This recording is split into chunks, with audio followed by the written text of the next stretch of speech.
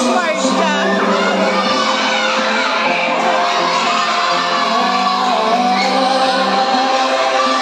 kayong maniwala sa matatamis sa salita ng mga Amerikano. Negosyo o kalayaan, bayan o sarili, pumili ka! Mga kapatid, hindi ang mga Amerikano ang ating kalaban, kung hindi ang ating mga sarili.